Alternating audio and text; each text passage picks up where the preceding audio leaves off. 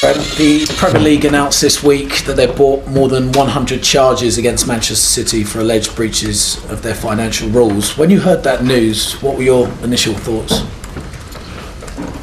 I didn't really have too many thoughts, to be honest. It's something I can't really comment on. I don't know anything about it, and it's something that Manchester City have to deal with. We just focus on ourselves. Do you think, though, hearing the breaches and the severity of it will act as a reminder for clubs in the Premier League to ensure they're careful with how they do their business moving forward?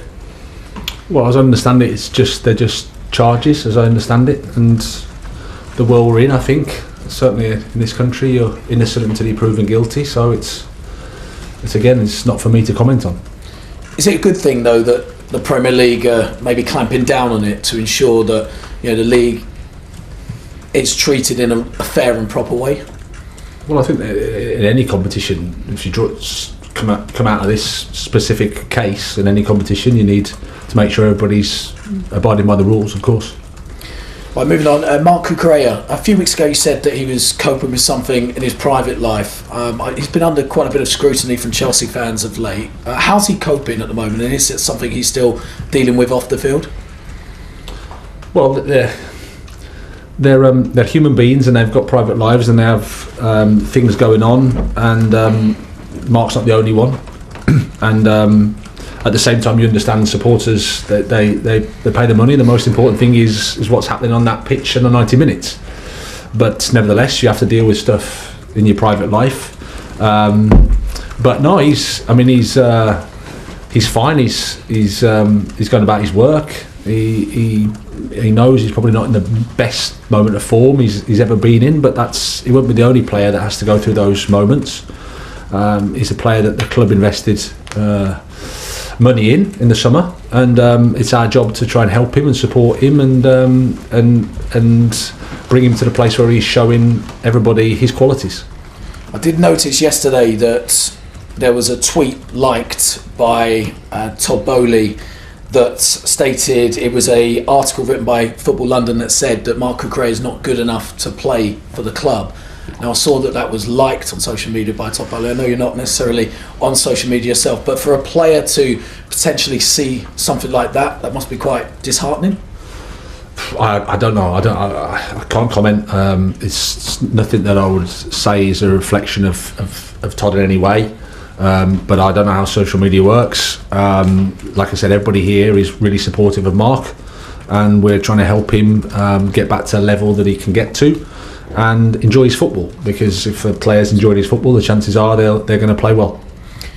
Pierre-Emerick Aubameyang, Future, has been reported that he might be off on loan this week. Is there any truth in that?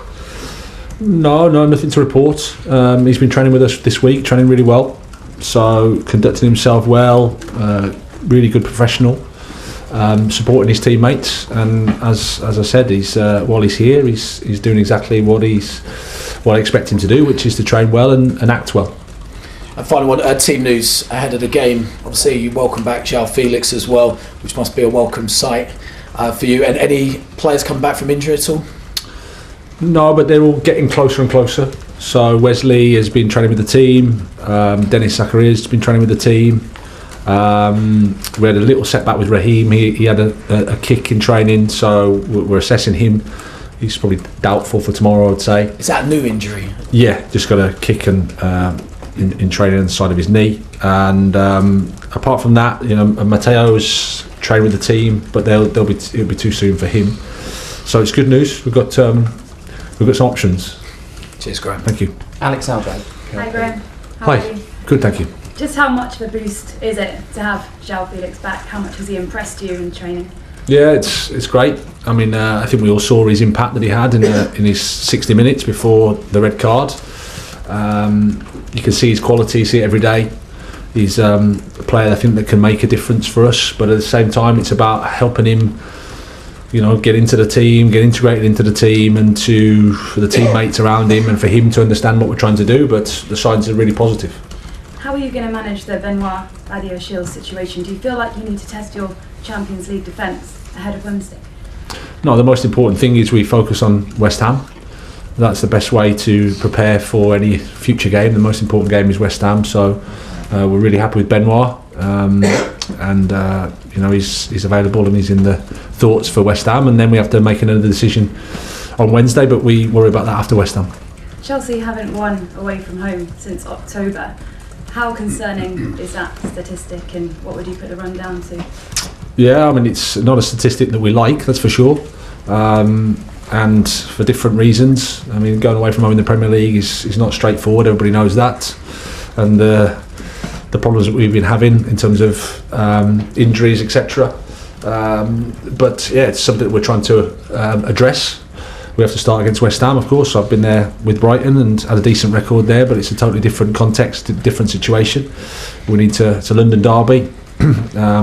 No love lost, I don't think, between the two teams in terms of how the atmosphere will be, which is great. It's a good atmosphere for us to test ourselves in, and then try to get the 3 points. Thank you. Good luck. Thank you. Moose, talk sport.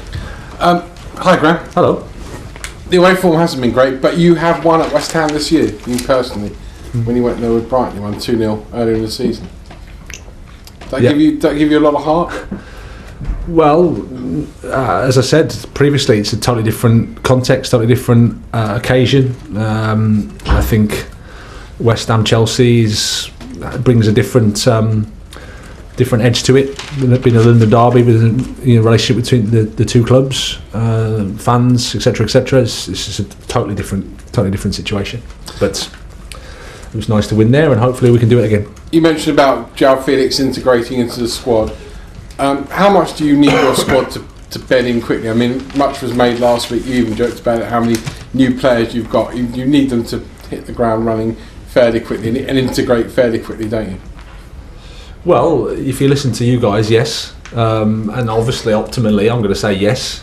Of course. I'm not going to say no, I need them to integrate slowly. So what I mean is, how much patience are you able to give them? How much patience am I able to give them? Well, it's my job. I mean, it's when you're coaching players and human beings, there's a process that you go through, and you have to work with that. You have to be patient. You have to understand the context, understand the situation. There'll be lots of talk, like I said, after the game, lots of talk around pressure and time. And if I'd have had a month of time for every time I've been asked that question, I'd be here for about 10 years. So that's just the nature of it. That's just how it is. But the perception of being a Chelsea manager is that you're going to be successful, win trophies, or get into European competition. So, in a sense, there is a bit of a finite amount of time, isn't it? Of course, yeah. And I'm not stupid. At the end of the day, if the results aren't what this club should get, then I understand and if I'm the reason for it, then that's the job. In the meantime, I sort of again go through the process of working with the players, helping them improve, helping them come together. It's a complicated situation at the moment, but really excited for it. I've got to be honest. Really looking forward to it. Really looking forward to the challenge that awaits us. But again, I don't worry too much about the absolute timescale of it all. Finally, the Super League. This week we're all talking about possible new plans for the Super League. You described the initial plans as sad, disturbing and frustrating. What do you think of the new plans, where there'll be more teams, more promotion and relegation, not just a certain amount of teams that are going to be in it? Well, my position hasn't changed in terms of I think it's the Premier League, it's the Champions League, it's wherever you are, you should get there on sporting merit, and that's my position still. Thank you. Nick Godwin, BBC 5 Live. Does your position have to change if you're a manager of a club that could be involved in something like that, though? It's hard to answer a hypothetical question, but no, I don't think so. I think my position is my position, and that's it. Fair enough. You mentioned London derbies are quite unpredictable. Is that useful for you this weekend, do you think? A little bit of chaos may play to your advantage against West Ham? I'm not sure. I think whenever I watch West Ham, and certainly I think historically, they're always tough games. David Moyes' sides are really competitive and organised. Everybody knows what they're doing. They've got some really, really good players. Attack big spaces well. Defend in numbers and defend well. Set pieces strong. So for us it's about understanding the environment, understanding the fact that it is a London derby, understanding that we have to match whatever intensity is coming at us with our own, and start the game well and try to take the 3 points. West Ham have had quite a lot of investment over the last few months and have perhaps struggled to integrate players and play as a whole. Do you recognise the difficulties that David Moyes has had in that regard? I have no sympathy for him, no whatsoever. Adam It's a joke, sorry. Too late. You were pictured this week having lunch with the owners and Emma Hayes. I'm not expecting you to divulge the details of the conversation, but have expectations changed since the January window, and how is your relationship with the ownership changing as the club invests and progress? I think the expectations have always been the same, which is we want to develop a team that ultimately wins, and we know that there's opportunities to make changes to the team in windows when they're open.